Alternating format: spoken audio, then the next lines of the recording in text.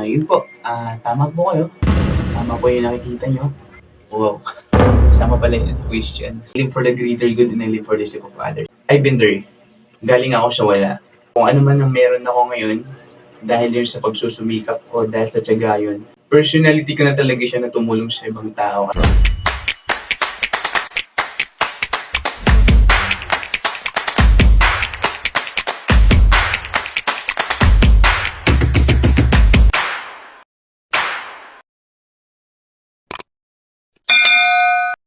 Good morning, Sir Prince. Thank you for giving us time na makapanayon ko today.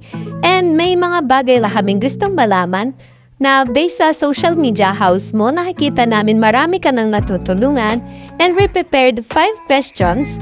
And don't worry, alam naming masasagot mo ito and it was just based on your experience at sa buhay mo. Una sa lahat, saan ka po nakatira, Sir Prince?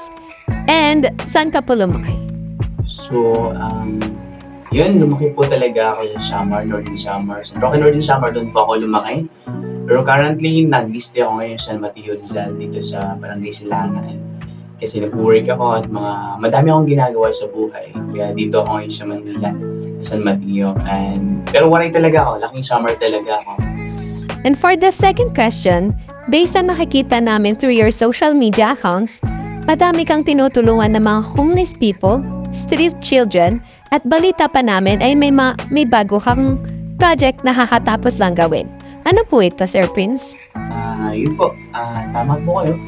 Tama po yung nakikita nyo sa social media account ko na tumutulong talaga ako sa mga homeless people, sa children.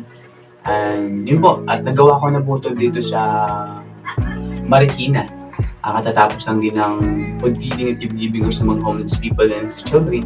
At yung pinakabagong activity ko ngayon natapos din dito sa Silangan, sa Barangay Silangan Elementary School from San Mateo. May mga kabataan ako na tinulungan. Nagbigay ako ng mga school supply at ito yung mga bata na tinatawag. Coming from the principal also. Nasabi nila sila yung tinatawag nilang intelligent students. So ginagawa ko po ito kasi I live for the greater good and I live for the sake of others. Gusto ko po talagang maramdaman nila na may mga tao ba din nag-care sa kanila. And naniniwala din naman ako sa sarili ko at kahit sino naman naniniwala sa kasabihan ni Dr. Jose Rizal na kabataan ng pag-asa ng bayan. Kaya kung anong makakaya ko, anong maitutulong ko sa lahat ng mga tao na nangangailangan ng tulong ko, especially for the homeless people, the children, kahit sino po, willing po ako tumulong. That's all. Pangatlong tanong, kung magiging artista ka, Sir Prince, anong gusto mong maging role? Wow, kasama pala yun sa question. So, kung bibigyan ako ng pagkakataon maging artista, syempre gusto kong role yung bida. Kasi nga, based on my personality, hindi naman nata ako masamang tao.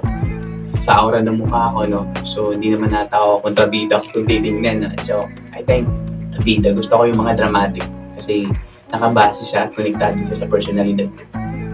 Apat na tanong, anong nag-joke sa'yo, Sir Prince, para gawin mo yung mga bagay gaya ng pagtulong sa kapwa mo? For me, I think personality ko na talaga siya na tumulong sa ibang tao kasi I've been there. Galing ako sa wala. So, from nothing to something, ramdam ko yung hirap. So, kung ano man ang meron ako ngayon, dahil yun sa pagsusumikap ko, dahil sa tiyaga yun, at gusto ko talagang baguhin or ako mismo yung mag-restore sa sarili ko from nothing to something. So, kung nakikita niyong marami akong tinutulungan ng mga homeless people and street children dahil galing ako dun. Ibig sabihin, naramdaman ko yung hirap, kumain ng isang beses sa isang araw, naramdaman ko yun. Kaya, lagi kong nare-remind sa sarili ko na learn to give, not because you have much, but because nararamdaman natin yung pagiging wala. No? Naramdaman natin yun. So, ano mang meron ako ngayon, dahil yun sa pagsusumikap ko.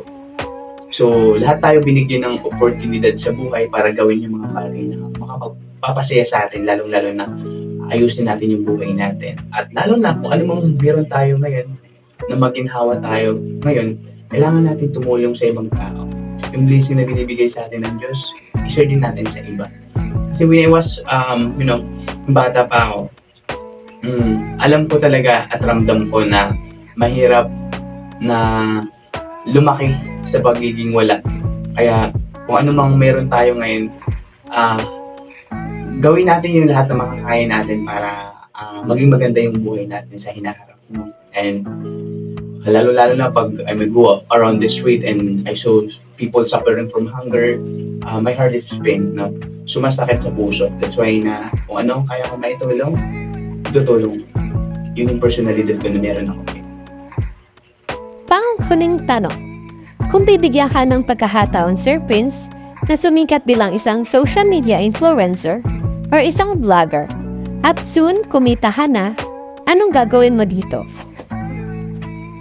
If I given a chance to become a social media influencer at maging isang vlogger son, syempre pag kumikita ako, syempre para yun sa mga taong gusto kong tulungan, sa mga homeless people, sa children, at lalong-lalo na doon ako magpupokus sa mga kabataan na nag-aaral.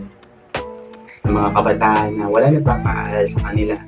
Magkakaroon tayo ng foundation. Kaya nga nag-build ako ng organization na kabataang layuning isulong ang kapayapaan or click in short. Kaya binuild ko yung ganung organization kasi gusto ko po talaga tumulong. Gusto ko na fokusan natin yung mga youth, yung mga kabataan na nagsusumikap na mag-aral ngayon. Kaya kung bibigyan ako ng pagkakataon na kumita sa social media, wala akong ibang gagawin kundi para sa kanila at itutulong ko yun. Kaya guys, sa mga tao nagsusupport sa akin, sa mga tao naniniwala sa kakayahan ko at nagtitiwala, ito na yun. Kaya tulungan nyo ako. Huwag yung kalimutan mag-subscribe and like and comment and share this video. Ingat palagi.